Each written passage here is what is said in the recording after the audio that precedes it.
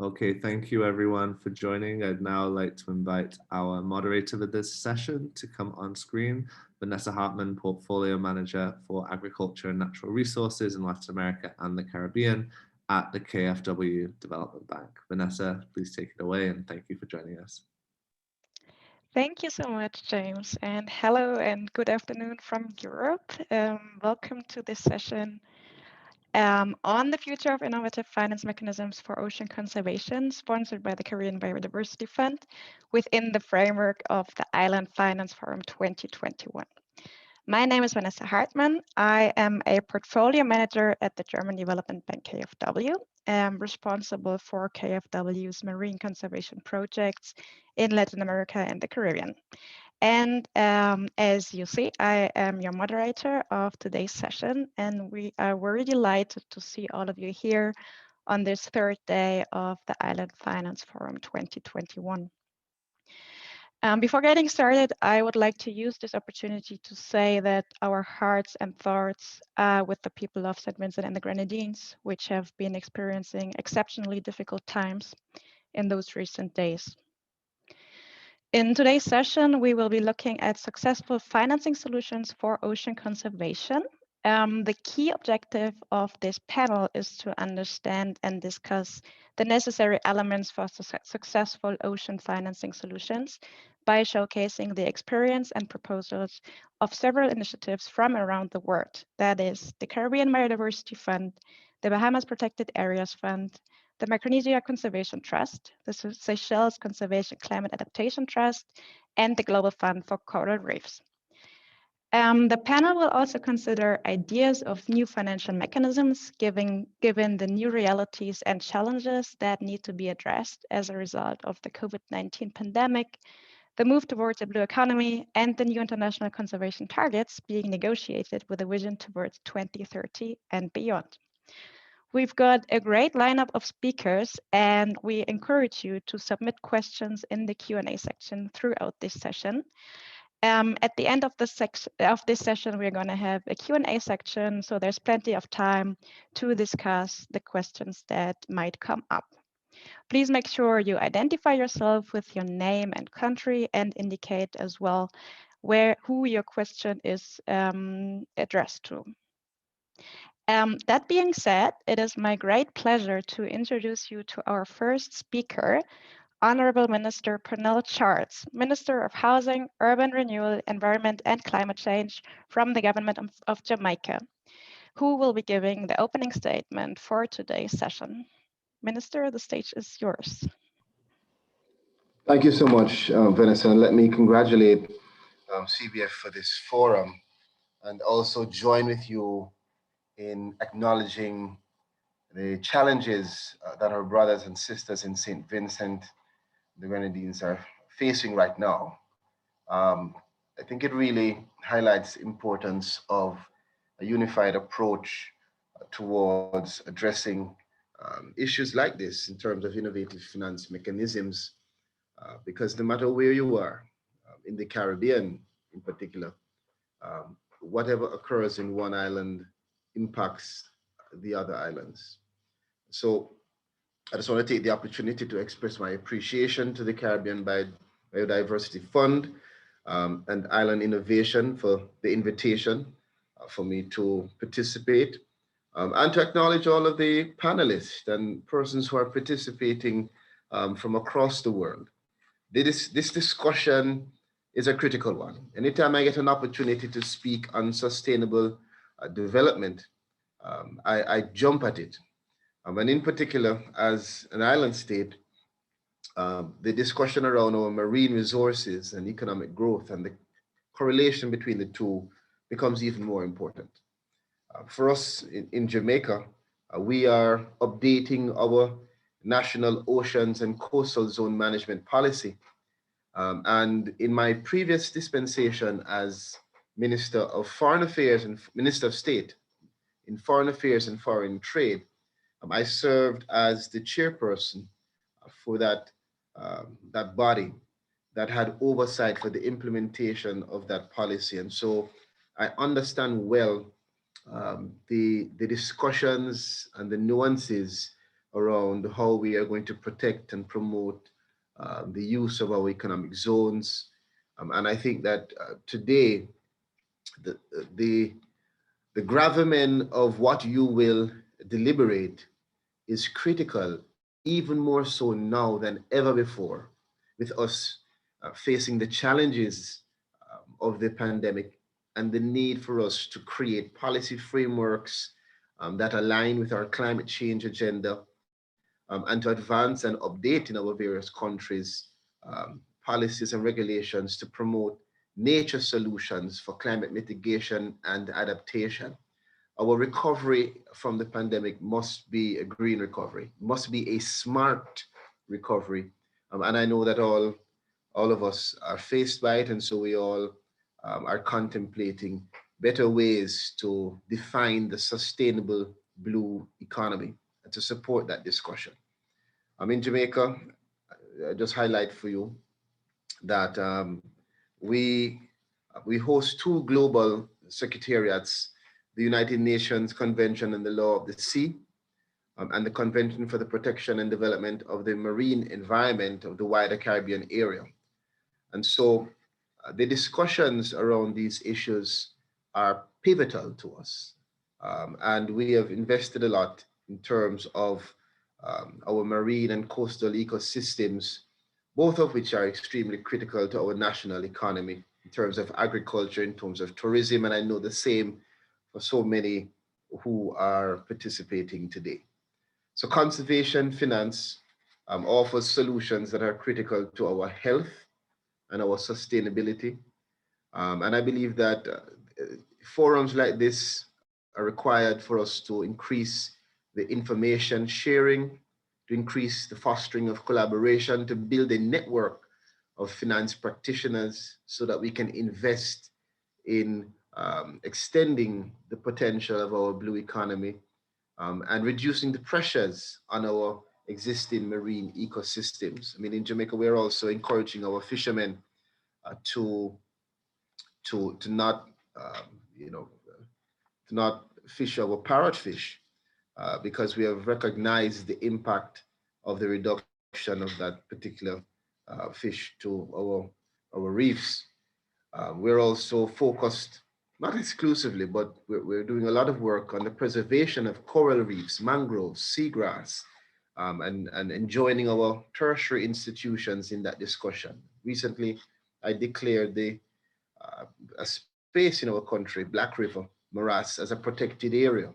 On the heels of this, we're building linkages with the businesses and economic structure that has thrived in that area. So we redefine the area and create zones to make sure that we are advancing the environmental agenda of sustainability while also balancing the need for commercial activity.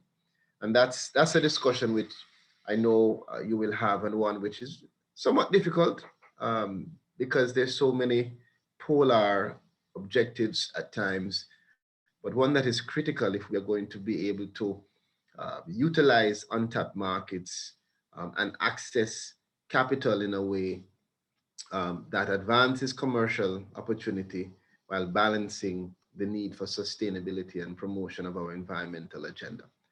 I want to close off again by just referring. Recently, I had the opportunity to go to one of the most beautiful spaces in the world, and I invite all of you, when you come to Jamaica, which I know you will, to take a trip to Portland. It is a paradise. I went there and I met with the Alligator Head Foundation. There I had the opportunity to see a lot of the different models and potential for models for impact investment through philanthropic investment in marine conservation. They are developing coral reef. They are looking into other jurisdictions, Seychelles and other countries. And we have not just Alligator Head Foundation, but we have other foundations and agencies that are looking on and analyzing what our partners and friends across the world are doing in terms of debt for nature swap to protect marine environment and other financial sustainable projects. all of this I say because, as my Prime Minister has said, as we navigate COVID-19, balancing lives with livelihoods is our goal. That is our challenge. And so we are trying to build back stronger and to rejuvenate our economy. And we can only do so by addressing the complex financial models which are going to be needed for us to develop the blue economy across the Caribbean, across the other states, and to make sure that we protect all of the stakeholders, reverse damage, and move forward to really input those mechanisms. Thanks again to everyone. I would love to have the opportunity to stay on as long as I can. If you see me coming in and out of the forum, please, no disrespect to those who will be speaking at that time. I'm looking forward to the lessons learned. I know we are all looking forward to the lessons to be learned from across the other small island developing states and across the world. And so I, again, thank you, I congratulate you, and I wish you all a very, very productive forum. Thank you.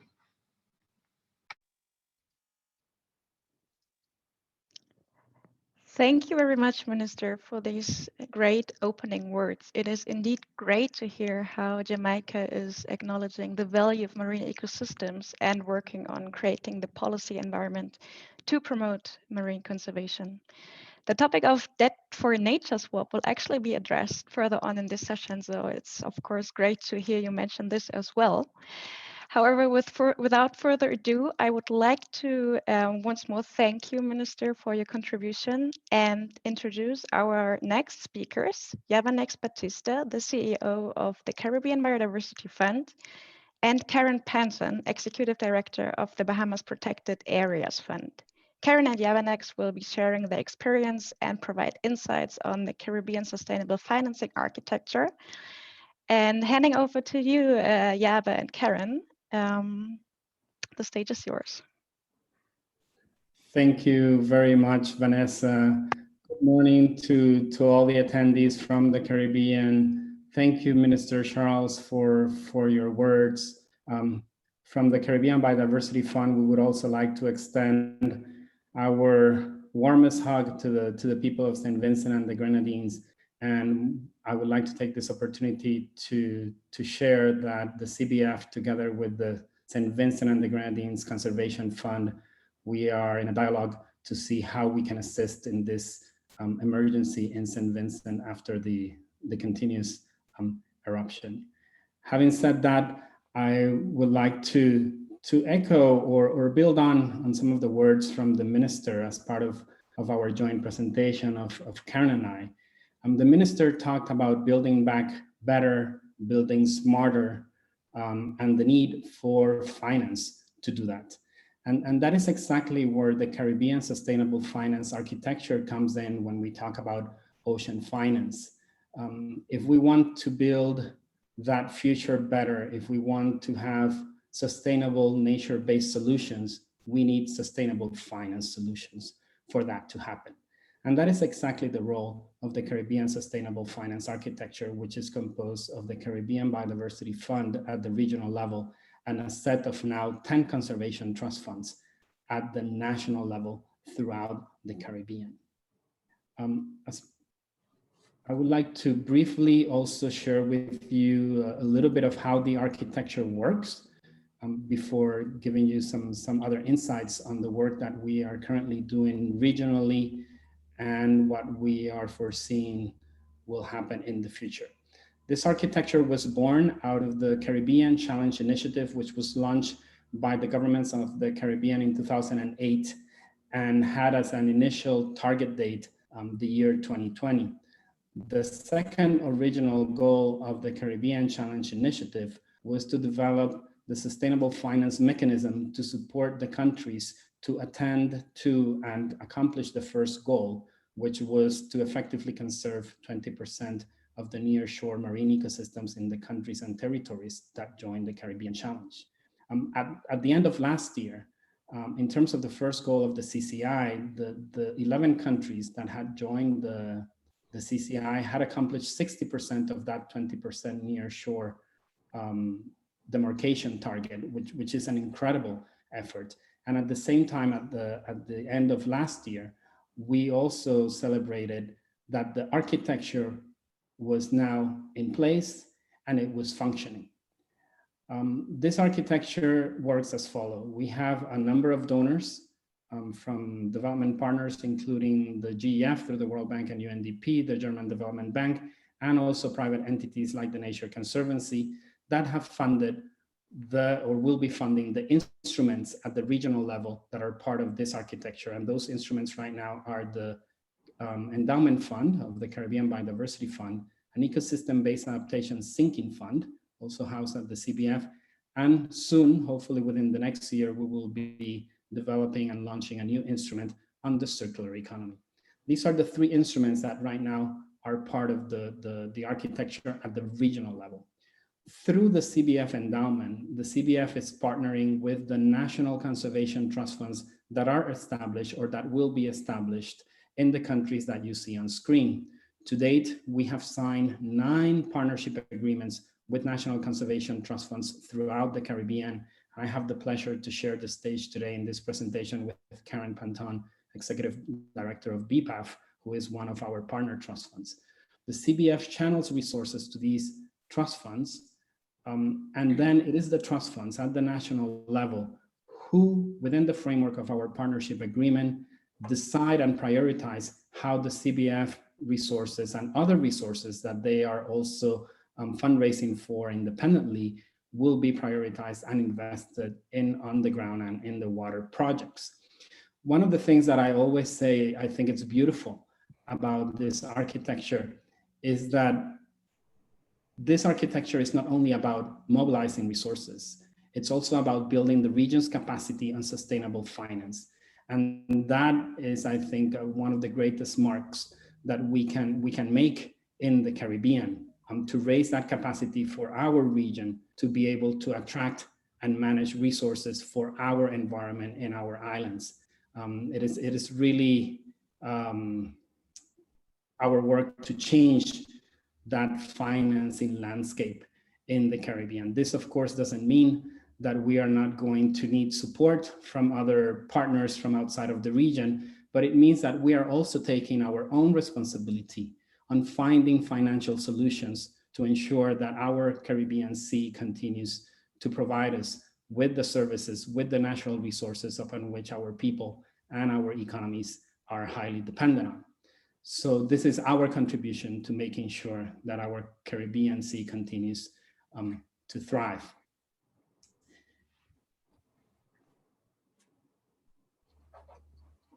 Just had a little bit of a technology issue here. Okay, so having given that history of the architecture, I would like to also briefly say what has been not only happening, but what we hope will happen in the near future of this regional architecture.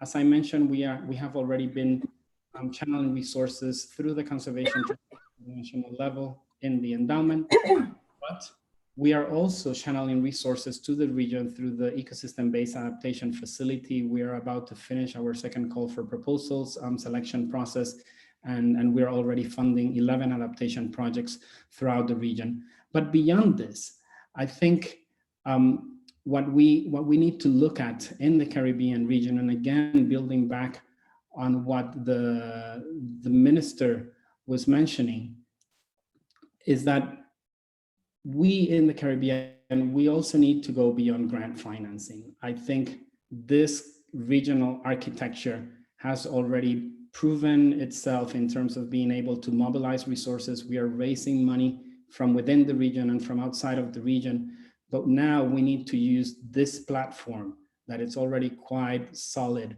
to go to the next level. And that next level, in our view, means that we need to start incorporating other sectors in this dialogue of finding financing solutions for ocean conservation.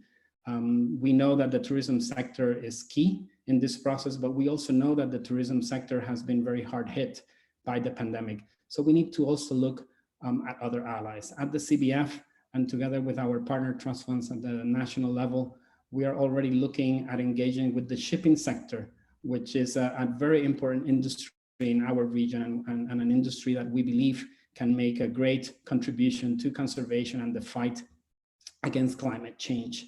And we are also looking at how we engage with the banking and finance sector. We need to diversify that set of partners with whom we work to find those financing solutions. And at the same time, we need to find new models for financial instruments.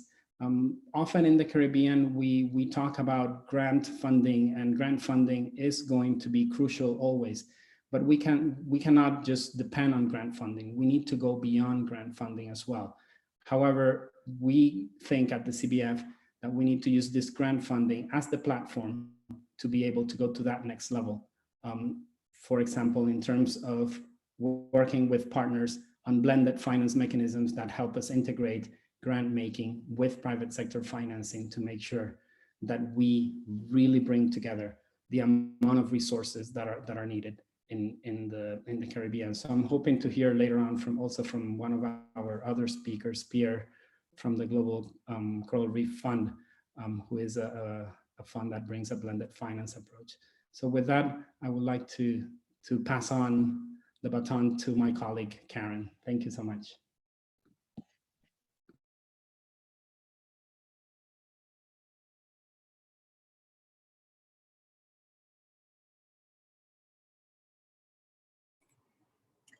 My apologies.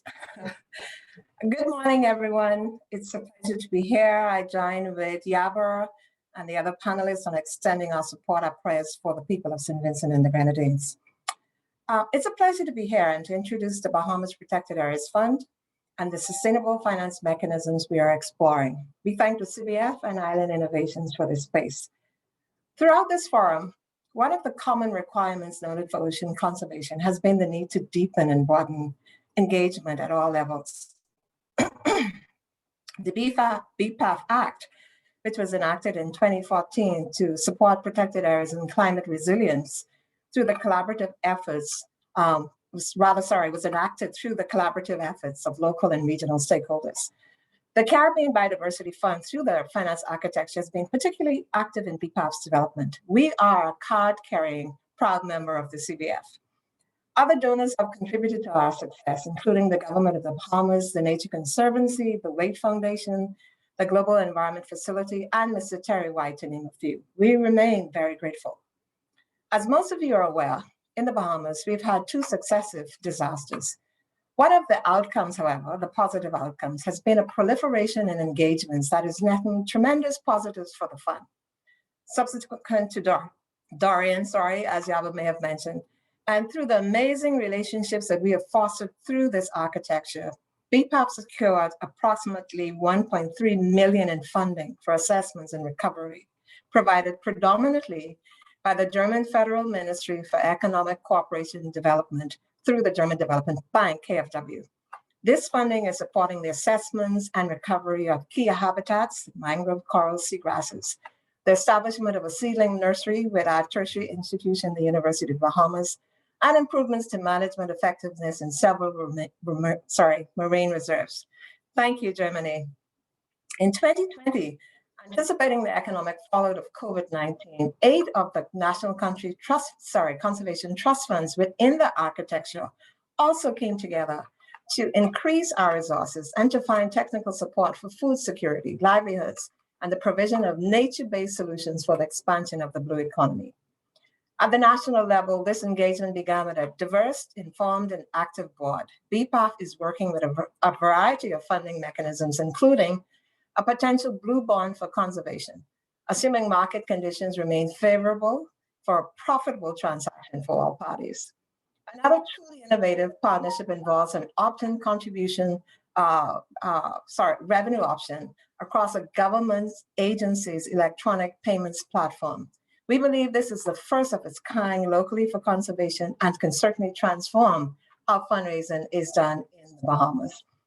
We're also working with yet another agency to secure environmental fees for conservation. And in the coming months, we will be unveiling an ambitious and totally electronic campaign game for mangrove restoration, targeting our younger supporters in the private sector. We are proud of these mechanisms, and we wish and ask that they be adopted across the architecture, as the Caribbean has been identified as one of the world's top biodiversity hotspots. Yet there are some fundamental challenges to conservation that we must address. The societies and economies of the region, as we know, are heavily dependent on our natural resources for economic activities, especially tourism, where in 2019, we received 164 billion in foreign direct investment. As conservationists, we believe that we must highlight our work of protecting natural defenses as safeguards for these foreign investments. Our activities protect and augment the value of natural capital for multiple users. Let's change the narrative and broaden the space so that the beneficiaries also participate in the cost of our environmental conservation. Otherwise, our lives and our economies will remain at risk. In 2020, the IMF projected that the Caribbean and Latin America would be the region hardest hit globally because of the pandemic. Our public debt now stands at 79.3% of our regional GDP. Prime Minister of Barbados, Mayor Motley, and others have been calling for debt relief as a consequence. Billions of dollars have been set aside in global environmental funds whose access can be both difficult and time-consuming, time that we may not have. I support the brilliant minds who have argued for a portion of these funds to offset the heavy debt burden of our countries, whose economic turnaround to pre-COVID levels is not expected until 2025. This would be disastrous for oceans. Yet, as individual countries, we are hesitant to pursue debt relief because of credit risk perceptions and the potential for higher costs associated with future borrowings. While a political dilemma for our governments, this relief is needed to cover the increased costs associated with the pandemic and to reintroduce and expand the flows needed for conservation. If we are to move the needle in oceans finance, we must stop playing political football and advance what is most practical for our existence. On the backside, the European Investment Bank provided some 76.8 billion in new loans last year, but only 2.26 billion came to the Caribbean region where it is desperately needed. If this region is to make the commitments to the Paris Accord, SDGs, and other goals, we need opportunities like developed nations, not merely to recover and attain, but to grow and innovate. Give us responsible loans tied to grounded conservation and development aims. Support our technical needs for legal, policy, and financial frameworks and institutions, for technical improvements, capacity building, and for education and campaigns. Finally, as we explore financing for ocean conservation, I wish to discourage this nationalistic and competitive effort across our region. Yes, I can talk about the Bahamas, about its history of environmental stewardship and leadership. The Bahamas certainly has rights to claim that its Zuma Park is the birthplace of millions that serve this region and the US Atlantic coast. I can boast about it being a shark sanctuary or that it has the third largest barrier reef in the world, but forget that. We, like any other small island state, would be like lambs for the slaughter if we go alone. Let's continue to strengthen our partnerships like Dfis has with the CBF and embrace multi-stakeholder engagement. Yes, the Bahamas and other Caribbean states are small island states, but as a learned colleague noted, we are large ocean states with natural resources to make a global difference. These are difficult times, but let's put aside what makes us different and realize we are in one global pond, one large ecosystem. We need each other if we are to realize ocean conservation. I thank you for your time.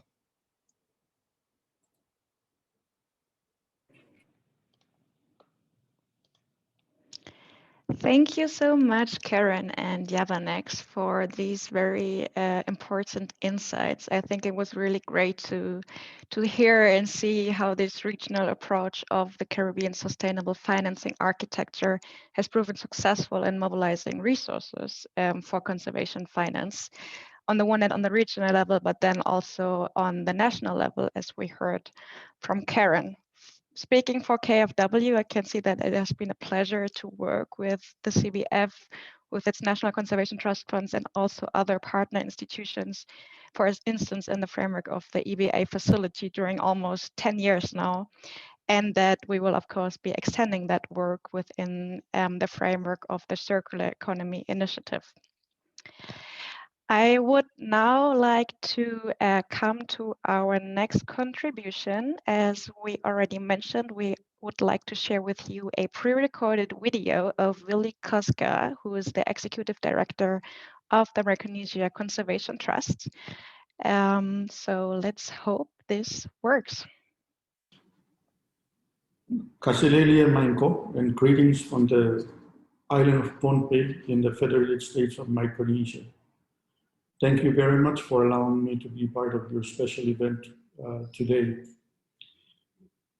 I will be talking about the Micronesia Challenge 2030 goals and how we plan to sustainably finance our programs and activities. As some of you know, the Micronesia Challenge was launched in 2006. And it was the first major regional biodiversity commitment at the time of its kind, which has helped to leverage similar commitments across the globe, including the Caribbean Challenge, the Coral Triangle Initiative, the Western Indian Ocean Challenge, and the Aloha Plus Challenge, as well as the Hawaii Green Growth and others.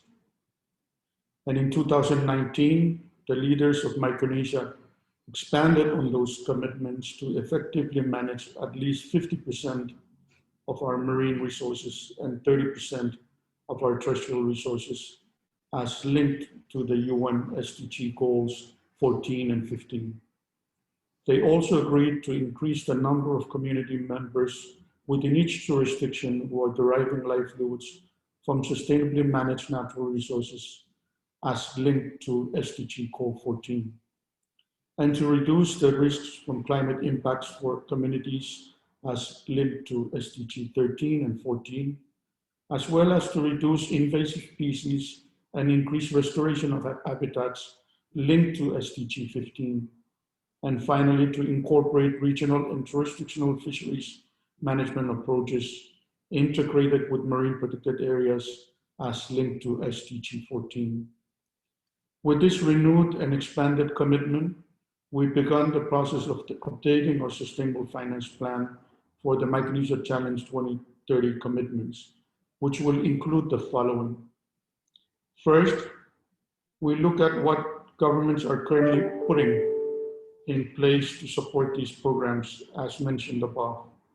What government budgets at this local, state, and national levels are currently supporting activities in these areas.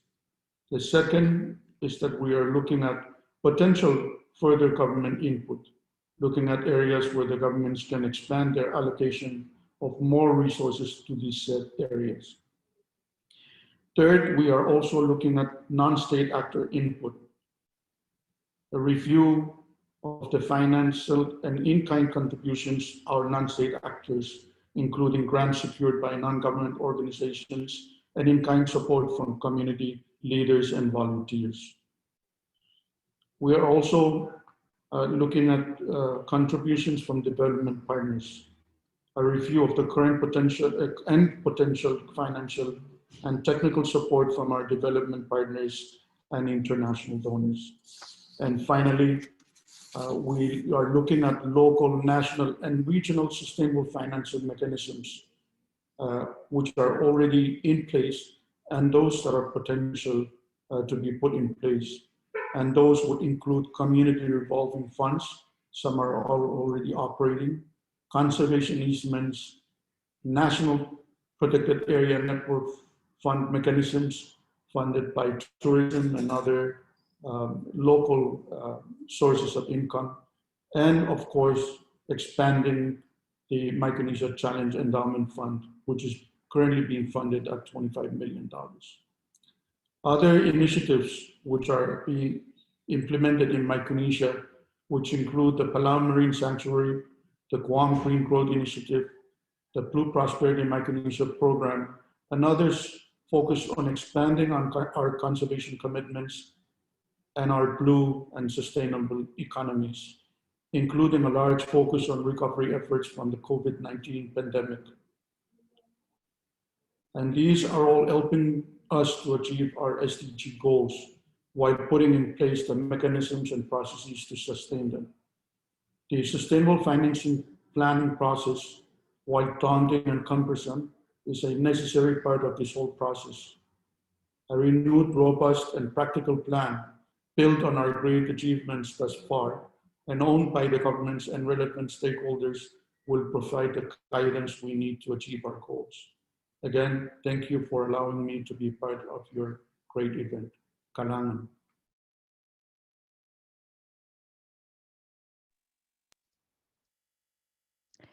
Thank you very much, Willy Koska, and also to the team of the Micronesia Conservation Trust for this contribution to our session. I think it's really impressive to hear about the long history of the Micronesia Challenge and also how it continues to inspire other initiatives around the globe. So congratulations to that. I would now like to introduce you to Angelique Pouponneau. I hope I pronounced that correctly, Angelique, I'm sorry. Who is the CEO of the Seychelles Conservation and Climate Adaptation Trust. Angelique will be sharing her experience and lessons learned from CICAT, especially as well on debt swap financial transaction establishment and its implementation. So handing over to you, Angelique. Greetings, everyone, and thank you so much for the introduction, Vanessa. You said it right, perfect. So thank you so much, and I just want to also express that even on the other side of the world in the Indian Ocean, we are following very closely on the news what's happening in St. Vincent and the Grenadines. So, you know, we are with you as well, fellow islanders. So to begin this presentation, I would like to first off say that I'd be sharing the experience of Seychelles, as well as the position of CICAT, which is a independent, innovative trust fund that is managing the blended proceeds of two financing instruments at the moment. I'm going to see if I can manage to share my screen. All right, let's see. Yeah, that's going to work. Okay, so I'm going to just start off with this slide and probably won't move on to another. But in the Seychelles in 2008, when we were faced with a debt crisis, you know, there was the global financial crisis at the time, and we were heavily in debt. But at the same time, we had a huge challenge, which was dealing with our vulnerability to climate change, as well as our foreign external debt. But then, of course, we had this, you know, the potential of the 1.35 million kilometers square of ocean as our exclusive economic zone. So we're trying to find ways to deal with those three pressing matters. And here we were approached by the Nature Conservancy, where a partnership developed between the TNC, the Nature Conservancy, and the government of Seychelles to engage in a debt for nature swap, and the first one for ocean conservation. Now, this was a debt restructure. So the government of Seychelles would be able to buy back their debt from external foreign creditors at the Paris Club, which is, you know, where they gather and meet. And from there, the ability to buy back that debt, of course, as a small island developing state, we didn't have the money sort of sitting around for us to just go and buy back our debts from these external creditors. So with the support of the Nature Conservancy, we had an impact loan where the government of Seychelles was able to buy back its debt. However, it's worth mentioning that in order to facilitate this transaction, we required the creation of this independent trust fund that would be able to ensure the transaction was facilitated. So the impact loan moved from the Nature Conservancy to CICAT, the Seychelles Conservation and Climate Adaptation Trust, and was on loan to the government of Seychelles. The government of Seychelles was then able to buy back its debt from its creditors in the Paris Club. And now over a 20-year period, it will continue to pay back that loan to CICAT. But what's important about this is to mention that there were commitments to this impact investment, if you like. The commitments was A, to protect 30% of the exclusive economic zone, B, to adapt to the impacts of climate change, to use the proceeds for ocean conservation and climate adaptation, and I'll get to how we would use the proceeds for that, and of course the advancement of the blue economy. So as SECAT, what we do is make sure that A, the impact investors are paid back. So of course, the reverse takes place. The government of Seychelles repays SECAT the loan, or in tranches, of course, of a 20-year period at more favorable rates than they were having with the external creditors at the Paris Club. And then of course, SECAT then repays back the Nature Conservancy. But in doing that, we withhold some of these funds and they go into the two blue boxes at the bottom of the screen. One is a Blue Grants Fund, where we annually are able to disburse grants financing to all ocean stakeholders in Seychelles. So our eligible groups range from NGOs, government departments, business, and individuals, so citizens of Seychelles. But in addition to that, we also have the Blue Endowment Fund, where a percentage of the loan repayment annually goes towards the Blue Endowment Fund, which is being managed by an investment manager. And this will mature in 2036, where we should see ourselves getting approximately $6.6 million in 2036 once the loan repayment of the government ends. So this is to show, it was really thinking long term by having this endowment. But the journey of Seychelles didn't stop at the Debt for Nature swap. And in fact, good news is it's just over 1 year. So in March 2020, the government of Seychelles designated 30% of its exclusive economic zone as protected areas.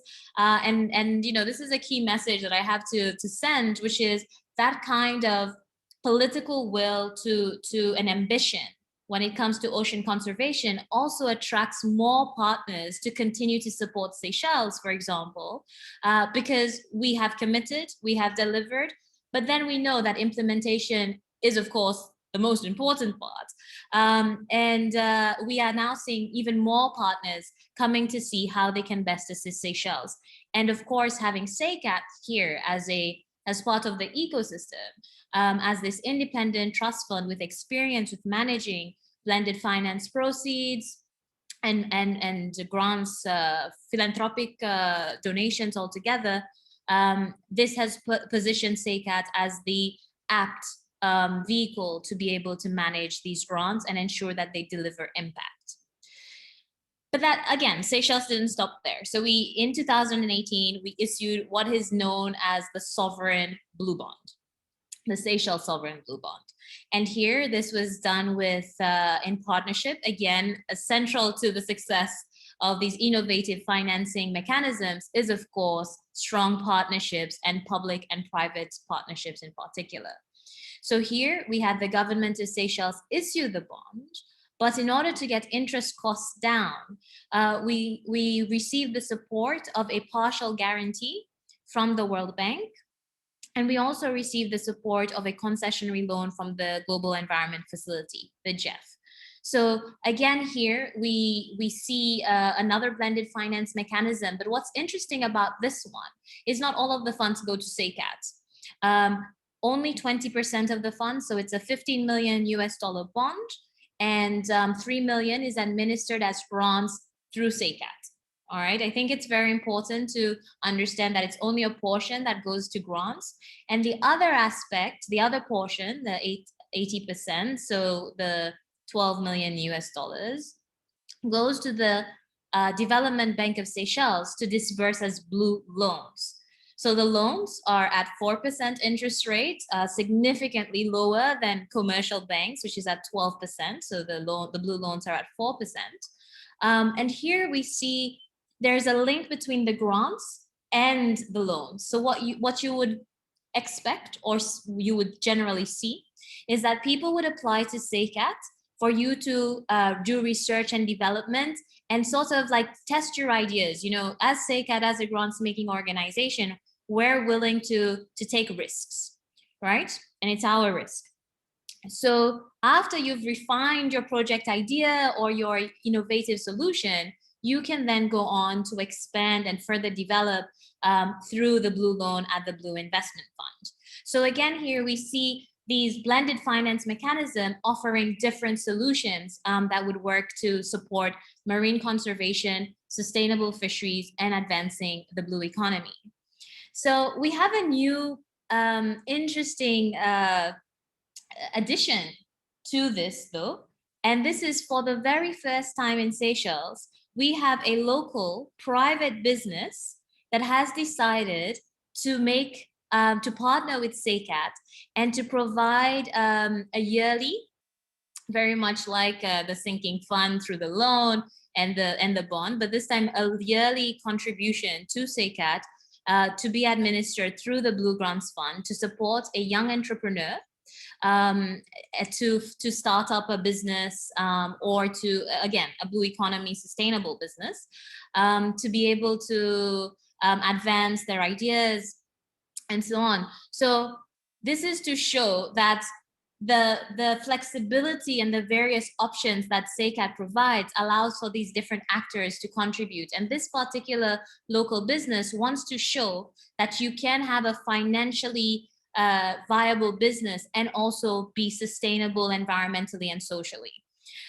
Something that's particularly interesting about this particular contribution as well that really adds value is that the local business has also agreed that they're not only going to give money, but they're also going to provide mentorship to support the young entrepreneur or that project lead. So again, another level of value addition. So these are innovative financing mechanisms that Seychelles has undertaken. As a result, every year we have over $700,000 US to disperse as grants. And of course, we have the $12 million blue loans that sits with the Blue Investment Fund. I saw a question in the chat that I thought I would also address through this presentation. And that is to say that yes, the projects are linked to the environment and marine conservation and mangrove mapping and new blue carbon ideas, but also to say that at SECAT, we have made sure that the solutions that we're supporting also work for people. The trust has become even more accessible. One of the steps that we've taken is to allow for applications to be made in Seychellois Creole, which is our native language. And here again, really to show that the community has to be engaged. They also have to benefit from these solutions for us to really realize the blue economy. So again, just a buffet of options that we have in the Seychelles, and I'll be happy to answer any questions with regards to those and the impacts that they've had so far. Thank you. Thank you so much, Angelique. I think it's very impressive to see what has been built by SECAT and the Seychelles. Your presentation was very helpful to get an understanding of how SECAT and the conservation finance in the Seychelles works, the role of the political support, and also how you're using those very different instruments to make conservation finance work. So thank you so much for this contribution. Last but not least, and I think he joined by now, I am very excited to introduce Pierre Bardot-Chesneau, Head of Global Team Grant at the Global Fund for Coral Reefs. Pierre will be talking about the GFCR approach as a global conservation finance solution and its blended finance approach. Handing over to you, Pierre. Hi, Vanessa. Hello, everyone. Good morning, ladies and gentlemen. My name is Pierre Bardot, so I'm the head of the UN Global Team for the newly established Global Fund for Coral Reef. I would like to start by saying thank you to the organizers of this forum and to the sponsors of this session for providing the opportunity of the Global Fund for Coral Reef to participate and share the work we are doing to protect, recover, and transform coral reef ecosystems. The Global Fund for Coral Reefs was launched in September 2020, so last year, in the margins of the UN General Assembly. So it's a newcomer. It is the first UN pool fund dedicated to SDG 14, delivering on environmental, social, and economic goals, and is well positioned to support the blue economy and the value of marine natural capital to leverage finance for reef positive initiatives. As we are all well aware, coral reef ecosystems are one of the most threatened ecosystems by climate change. Coral reef loss and degradation from global and local threats means risking one of the world's largest sources of biodiversity, as well as the security and livelihood of the 1 billion people that rely on them. And despite coral reef ecosystem services being valued at over $375 billion per year, indicating their economic potential, the global investment required for coral reef protection is estimated to be 5 to 7 times greater than the current funding level, which is a huge funding gap. However, the lack of an investable pipeline in reef-first businesses and investors' perceived risk with the blue economy is really slowing down private sector engagement in marine conservation. But relative to other ecosystems, coral reef have a large economic value per unit of area. This indicates an excellent opportunity to showcase how we can catalyze a paradigm shift in how we approach conservation. So with the Global Fund for Coral Reef, we aim to reduce dependence on small and short-term grants for conservation and move toward ecosystem and community able to sustainably finance its protection, management, and enforcement activities. To create this paradigm shift and close the coral reef funding gap, the Global Fund for Coral Reef assembled a diverse partnership between private philanthropy, so that includes the Prince Alberto of Monaco Foundation, the Paul Allen Family Foundation, UN agencies, including UNDP, UNEP, and UNCDF, sorry, financial institutions, including BNP Paribas, so large global private bank, and member states such as Germany, the UK, and Sweden. So it's a unique partnership for the blue economy. The Global Fund for Coral Reef is designed as a 500 million blended finance platform with the ambition to use 125 million in grants to leverage 375 million in public and private investment. Can I share a slide just to show you the structure of the fund? Let me try. I don't think I have access. No.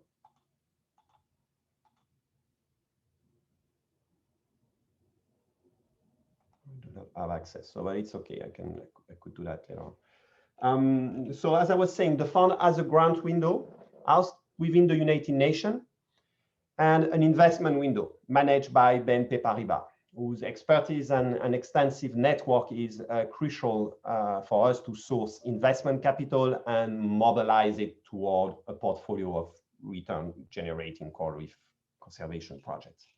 The grant window basically accelerates the investment readiness of reef-first businesses and financial instruments by providing technical assistance, capacity development, and highly concessional loans through UNCDF. So, and the grant window is also used for impact assessment and monitoring and evaluation done by UNEP.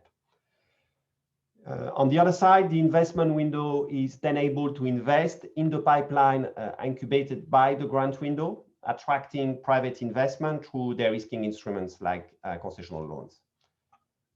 So in short, we're using grants to develop a revenue-generating pipeline and investment capital to scale up coral reef conservation efforts and build resilience of local communities. Of course, we do recognize that the blended finance approach should not be permanent.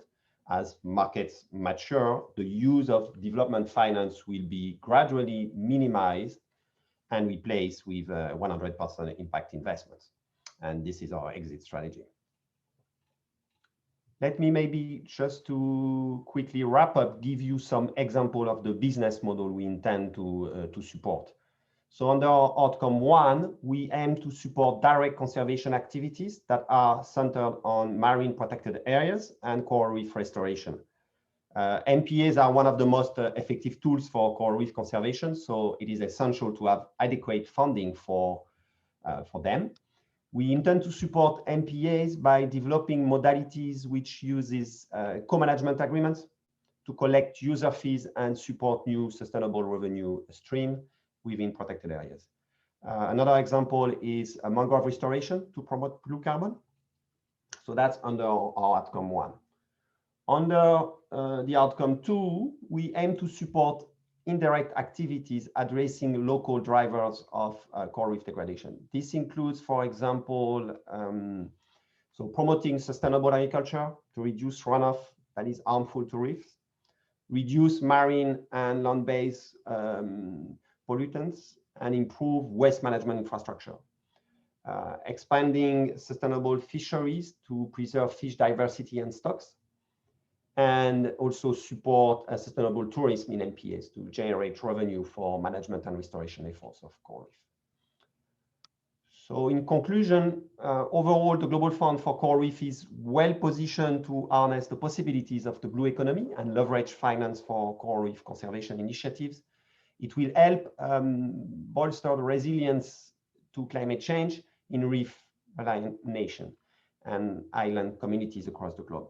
In the Caribbean, in particular, we have selected Bahamas as one of the first countries during our first executive board meeting, and we are currently developing a full program proposal with TNC for the Bahamas. I think that's it. Thank you for listening, and I will give back the floor to Vanessa. Well, thank you so much, Pierre. I think that was very interesting to hear as well. Thanks for sharing your experience with coral reef protection in particular, and also more generally with blended finance instruments. I think it's very impressive to see the range of different supporters that have joined your initiative. And I think we are all very excited to see how the fund will be developing over the next year. So thank you very much for sharing those insights. We basically reached the end of our presentation section. First of all, I would like to thank all the speakers for sharing your insights and experience.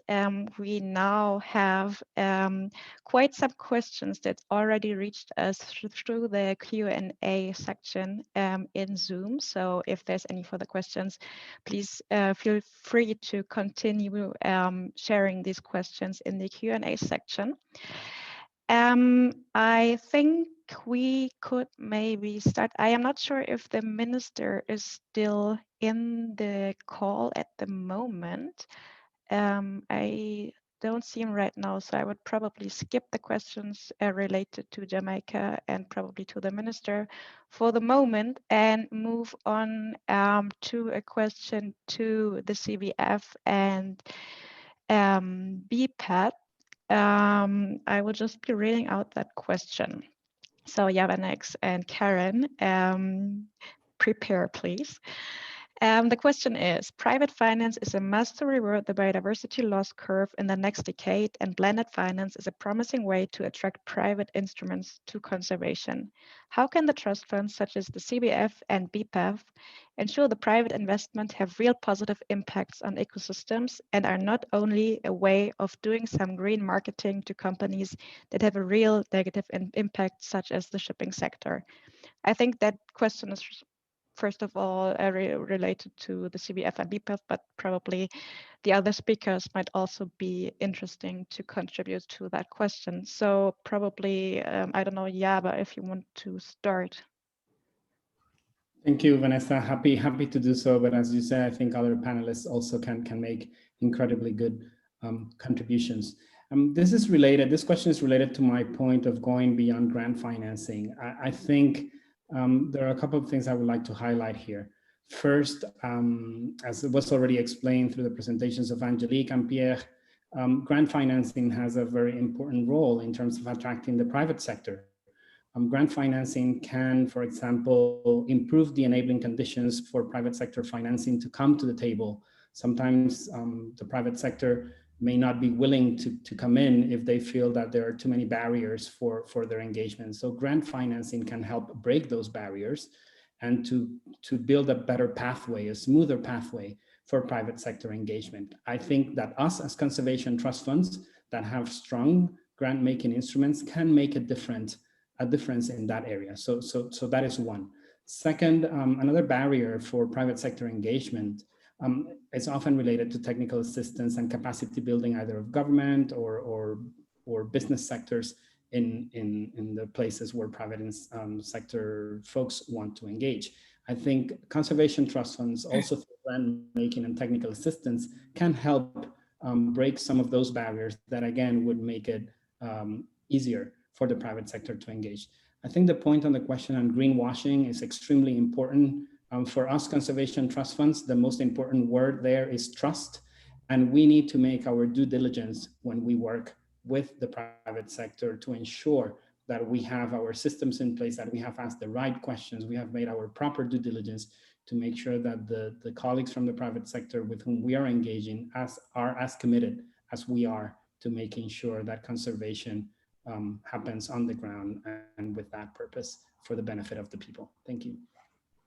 If I could just add to what Yaba said, I also think because conservation trust funds sit at a place where we are engaging with our governments and those agencies who are responsible for setting national priorities with various stakeholders at various levels, we are able to see and ensure that the work and the funds that we accept actually coordinates with those priorities for impact on the ground. So that's the only thing I would add to what Yaba has had to say.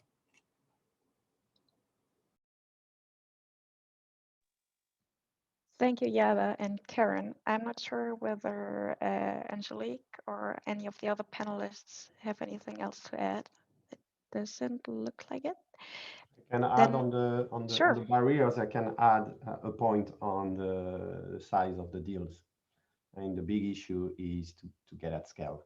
And I think it's important also to look at intermediaries and how to build a pipeline and have intermediaries by ecosystem or region that are able to build a pipeline that is attractive to largest investors.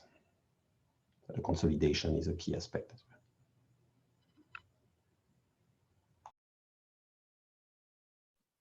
Angelique, I think you're still on mute. Apologies. Just to comment on that, I completely agree with you that scale is a huge issue, especially for small islands. If we go in by ourselves, and I mean, I think the Caribbean has a benefit because of the proximity amongst the islands that allows that consolidation. But it is an issue not just from the investor side, the issue of scale, but from the island side, the issue of risk. You know, how much risk or are you able to take in your national economy?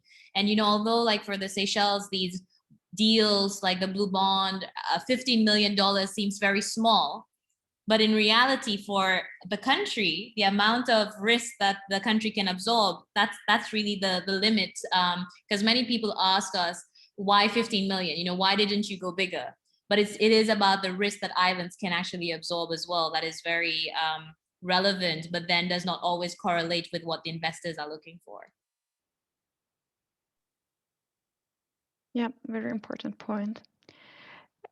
Going away from financial sustainability, we have one question that has been ranked very highly in the Q&A section. So just for you, this can also be a reminder that there is the possibility to uprank questions that you find interesting and that you would like us to answer in this framework. The question is once more posed to Yava next and Karen, but I think there would probably be more opinions in this panel. I'm just citing once more. How are you encompassing the other legs of sustainability, such as equity and education, as part of the process, as opposed to finance sustainability? Finance, Yaba, I think I see you're already unmuted, so handing over to you. Thank you, Vanessa, and thank you to Elive Petlier for the question. I think these things need to go hand in hand. And I can talk a little bit about what we are hoping will happen and what is already happening in the Caribbean Sustainable Finance Architecture. The first thing is that very soon, one of the things we're going to be doing is that we're going to be establishing our gender approach policy for the CBF. This will include all of our instruments and how these resources are invested on the ground and in the water. This is extremely important. We know that better conservation can be done when there is more equitable access of resources and benefits by men and women. So it's part of the winning solution to do this. And we are very committed to this in the CBF. And I'm sure that my fellow partner National Conservation Trust Funds are also committed as well. On the education side, I would also like to highlight here that through the architecture, particularly in St. Vincent and the Grenadines, we are already financing projects related to education, and many of the projects that we are financing through our instruments do incorporate capacity building and education components as part of our wider interventions that also bring together policy aspects. I think all of these things need to be interlinked in order for our investments to be effective. I'm sure Karen and others would have additional experiences to add to this.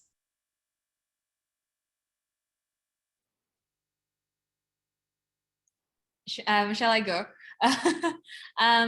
Yeah, I think, you know, one of the ethos that we must remember is the blue economy has that social pillar, and it's not the blue economy if we don't take into consideration the issues of equity. We're just doing more of the same and repackaging and rebranding. So we definitely need to move away from that. And just in terms of things that SECAD has done in the Seychelles, and I mentioned this in my presentation, is we've got all the documents translated into the native language.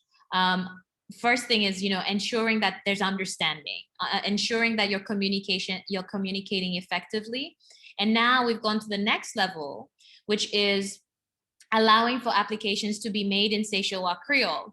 And it's quite interesting because we made a decision that we rather spend a little bit of money translating that application into English so the donors know what we funded, rather than depriving somebody who is best able to communicate in Seychellois Creole the ability to access the funds. So that's one example. And then capacity building has, so, you know, I say this a lot, you cannot just bring money into a country and then expect it to be spent. It doesn't happen that way. You have to have that capacity building in place and simultaneously, otherwise you're going to wait a very long time before the funds get absorbed. So what we've done is peer-to-peer capacity building. So we've seen that a lot of young people like to have their capacity built by another young person, right? So we've got experts who happen to be young to build the capacity of other young people. But we also have a capacity building team that generally supports small scale fishers, for example. The proceeds of the bond are meant to assist small scale fishers. So we have a team that goes around and provides these capacity building trainings, all the way from project development and design, all the way down to implementation. And the other thing that I think is worth saying is that SECAD as an organization emphasizes to all its grantees and beneficiaries that we are collecting age and sex disaggregated data. So we need this collected when you're having your workshops. We want to know under 30, above 30. We want to know whichever gender, disclosable or not, or, you know, but we want to know that level of detail when it comes to who is benefiting from our grants. And this allows us to make informed decisions. So far, we have seen that 50% of our grants are going to women-led organizations, but we have toyed with ideas like having specific envelopes and ideas like that. So just wanting to say that there are ways to ensure that equity is part of these financing deals. And it's something that I think as a trust, as the intermediary, we're able to ensure happens. Mm-hmm.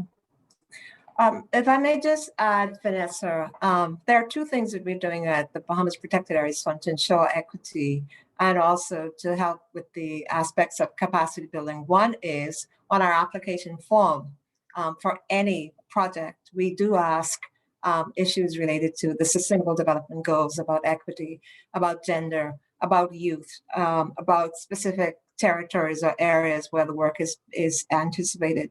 We also have been working recently following the first call for Hurricane Dorian proposals. I have been chatting with members of my grants review committee about the need for readiness training and for our grantees and our applicants. I'm seeing that there's a lot of enthusiasm, but different organizations are at various states of readiness to receive the funds. So I've already been in some discussion with the Dfis Small Grants Program. Thank you so much, Dion. And we're talking about how we can work together. Again, this whole question of engagement, of broadening and outreach, about how we can together grow to see our grantees and see Bahamian organizations be at that point where they are able to look for and secure their own funding. So I think that's super cool what Seychelles is doing, and to say that we're doing something as well in the Bahamas. Vanessa, if you allow me, I would like to highlight something else here, because this was prompted by something Angelique mentioned on language. For us in the Caribbean and in the CBF particularly, in the Caribbean, if you look at our geographic scope, we have at least four main languages: Spanish, English, Dutch, French, and then you have Creole as well, and so on and so forth. So for the CBF, for example, under our EBA facility, we allow, when we do call for proposals, for the concept notes, the initial concept notes, to be submitted in the three languages of English, Spanish, and French. And then we allow also and provide funding, if necessary, for the proponents that move to the next stage to do the translation to English so that we can complete the full technical evaluation. This is extremely important for access and for equity purposes as well. But that also has implications on how we set up ourselves in the CBF. That means we also need to have the capacity to engage in those three languages. And luckily for us, we do have a team that actually manages the three languages. So it is an important aspect of how we as conservation trust funds also have to deal with this on our setup.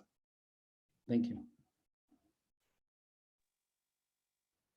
Thank you for that addition, Java. And I think all of your contributions already responded very well to the second part of Helene's question, referring to how do the bidding processes work, what happens, how can we respond to the fact that some institutions have less capacities to participate in that kind of calls for proposals than others. Just to finalize this question, and maybe, and I think this really very much refers to the Caribbean Biodiversity Fund and its National Conservation Trust funds, could you explain a bit more how your partner states access funding from the endowment? So how does the mechanism actually work? Thank you, Vanessa and Helen. I'll be brief so we can also take some other questions for our other panelists from Seychelles and Pierre. The way our endowment fund works is that we have a primary partner in each of the islands where we work. So I'll take the example of BPAF. We signed a partnership agreement with BPAF, and this partnership agreement basically means that BPAF has the capacity then to request payments to the CBF from the endowment. Our endowment is currently divided into 12 sub-accounts that are funded by our donors, that I share those donors in my presentation. So we keep track of the value of all these sub-accounts in our endowment.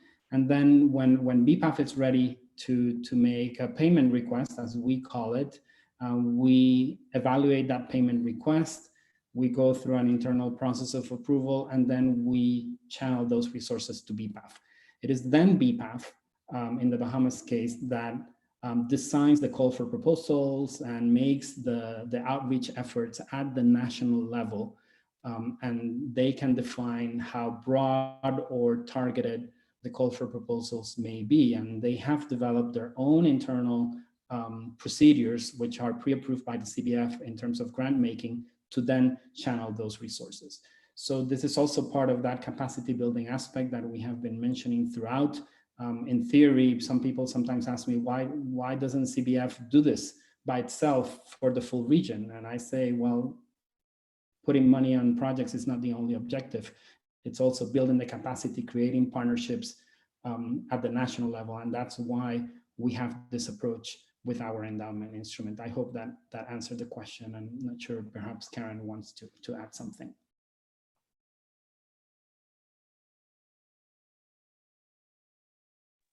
That does not seem to be the case. I think there was a very good explanation, Java, very understandable. And yeah, so maybe changing the subject a bit and talking a bit more about the Global Fund for Coral Reefs.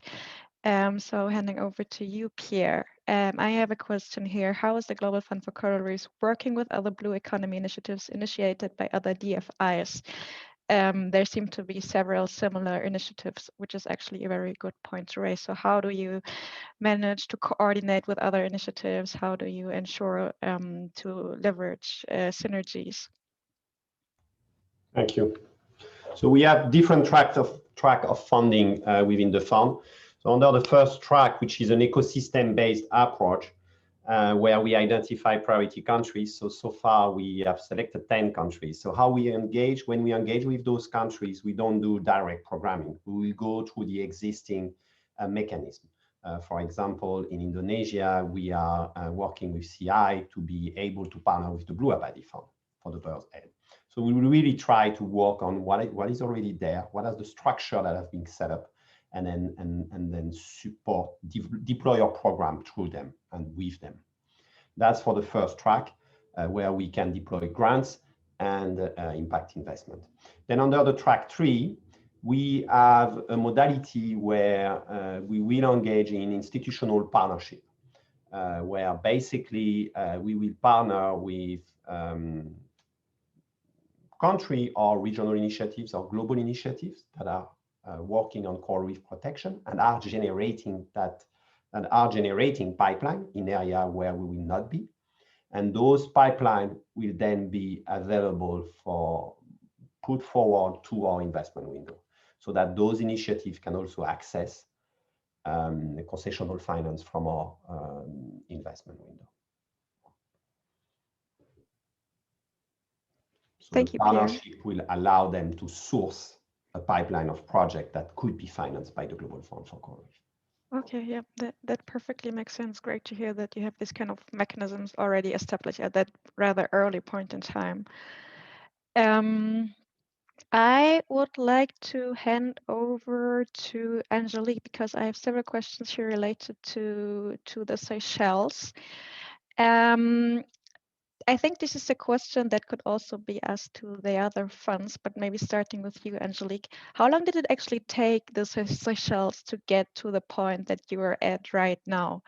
There seemed to be a lot of experience out there with the mechanism of debt swap, but also probably other types of initiatives. I think the duration is, at least from our experience, always a bit longer than expected. And Java might probably comment on that as well, but handing over to you first of all, what's your experience? How long did it take you to set this all up? Because it's a rather complex mechanism, of course, at SciCat. Yeah. No, it's a fair and a great question. So the discussion started as far back as 2012.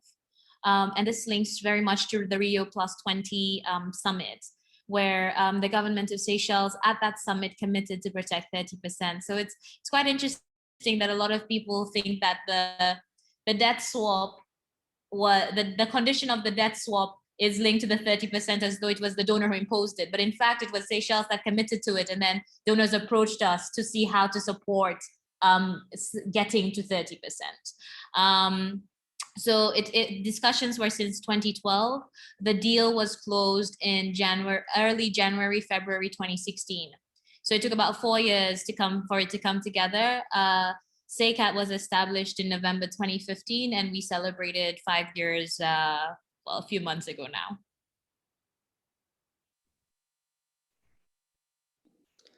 Vanessa, I'm going to borrow the words of a colleague, a former colleague from one of our national conservation trust funds, who in one of our meetings said, it takes time. And that is very important to keep in mind. We are not talking here about a project. We are not dealing with projects here. We are dealing here with long-term financing solutions, and therefore it takes time. We are supported by projects. We are supported by different initiatives in this endeavor. And sometimes, depending on who you're talking with, it can indeed get very frustrating, because for some partners, maybe the time is too long. For others, maybe the time is too short. And we have to manage those expectations throughout this process.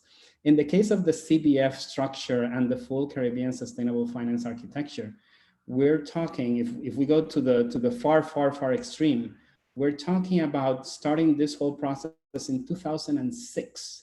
So we are close to the 15-year mark now in terms of building the Caribbean sustainable finance architecture, which in reality started with the Bahamas and Grenada committing, uninspired by Micronesia, to protecting their nearshore ecosystems. And then we moved to the CCI establishment process, which, as I mentioned before, included the creation of sustainable finance mechanisms.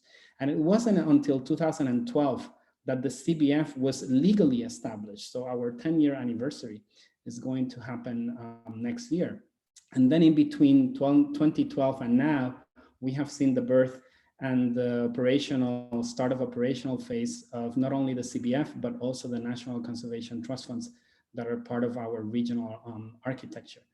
So it takes a lot of time, it takes effort, it takes commitment, not only from the trust funds, but from the development partners that have supported us, and also from the governments who have been with us all the way. And it is only through that kind of commitment that we make these mechanisms, financial mechanisms, a reality, because it cannot be done in 3 years or 2 years. It takes 5, 8, 10 years to make this really happen and work and deliver. Could I just add as well, and hence is our dilemma, because as we're waiting for long-term sustainable financing, we are hampered by a lack of capacity within our national conservation trust funds. We are hampered by the inability to staff up to find the technical resources needed. But technology has been a great friend of the Bahamas Protected Areas Fund. Most of our processes are systemized because there are only 2 of us within the office. But as Yaba said, within the Bahamas, there is at its very genesis, this whole question of whether we will do a blue bond.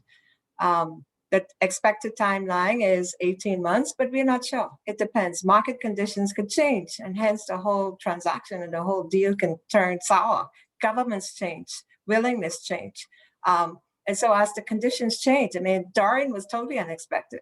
The pandemic was totally unexpected. So as these conditions change, then we need to be forward thinking to see how we can bring in other types of potential, financing mechanisms. So it's very interesting, and it requires a lot of patience. It requires a board that, remains committed. Most of our boards are 2 to 4 years, and they have to be in there for the long term. Otherwise, our finances will continue to be short term, which is not very good for our countries. But I'm really encouraged by Seychelles. I am very encouraged and committed to staying the long term. Yeah, thank you so much, everybody. I think I was actually going to ask another question, but that was just a very great final word to maybe close this panel section. Because before closing, we still have 5 minutes. I wanted to give each of you the opportunity to say some final words. I think we discussed a lot of different topics during the last almost 90 minutes now, so it's probably very hard to wrap this up, but I'm sure everybody of you has a few last messages that he or she would like to share with the audience. So maybe Pierre, if you want to start if you want to share some last words. No, I would just say that as a newcomer, I mean, we are really eager to learn from everyone. So I see there is a lot of participants, so don't hesitate to reach out to us and yes, and have a wide brainstorming.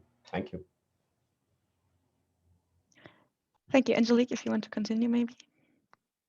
No, thank you very much for putting this panel discussion together. And really exciting things happening across the world. And I'm so glad to see a forum where islands can learn from islands. I think it was high time. You know, we can build each other's capacities. So I thank you for that knowledge sharing, and to everyone on the panel, you know, happy to connect and happy to share more so we can continue to grow from strength to strength. Thanks. Thank you, Angelique. Maybe heading over to you, Karen. I just wanted to say thank you to Yabber and to Island Innovations and to all of the panelists. I've really learned myself. And I'm really encouraged that if we are to stay committed and stay together, continue with our engagements, continue with the reaching out and the mentoring. So many trust funds are young, and so many others are already far ahead. And indeed, even within the Caribbean, I had mentoring by Basanta Chase at this, who was at the time at the St. Lucia National Trust. That was really critical and important to me. So if I could say something, it's let's stay connected, stay in touch, and continue to do great work. Thank you. Another great closing word, but still someone someone left to go. Java, your final message. Thank you, Vanessa. It's hard to go after all those really nice words from everyone. Maybe I'll focus on a few key words that I think have come out of this session that resonate with me and how we need to move forward. Those words are inspiration, ambition, collaboration, time. And the reason I choose those 4 words is because I believe that without inspiration, we will not be able to have the kind of ambition that we need to be able to make these financial instruments flourish and deliver results. So we need to continue to be inspired so that we can aim for that higher ambition. But that higher ambition cannot really be accomplished if we don't work together, if we don't collaborate with each other within the region, but also globally. And our big enemy sometimes is time. I think someone was saying that in the chat. We don't have the time for many things to happen when we have climate change, biodiversity loss breathing on our necks. So time is sometimes our greatest enemy, and we need to be able to tackle that soon for us islands to be able to move forward in the future. And with that, I would also like to thank all the other panelists. The CBF is one of the organizers of this session, and we really thank you for your time and efforts to be here with you today. Thank you, and Vanessa, back to you. Thank you very much, Java. Very inspiring words to really close this session now. I would like to also thank all the panelists. I think it was really a great round of discussion and comments, and I myself at least learned a lot from this very diverse background of experiences, and I'm pretty sure that most of you did so as well. A great thanks as well to the audience who asked a lot of very relevant questions, very helpful questions also to the rest of us. So I'm very sorry that we couldn't answer all of those, but I'm pretty sure that we covered a fair share of the questions that have been raised. Thank you as well to Island Innovation, which is, as you know, the organizer of this meeting as well, next to the CBF. So thank you for your technical support. And yeah, so we're pretty much closing right on time, 5:30 here in Germany. So yeah, thank you so much for joining the session, and hope you enjoy the rest of the Island Finance Forum today and tomorrow then. Thank you. Thank you, Vanessa. Thanks, everyone. Bye. Thanks for the session. Have a wonderful day. Bye-bye.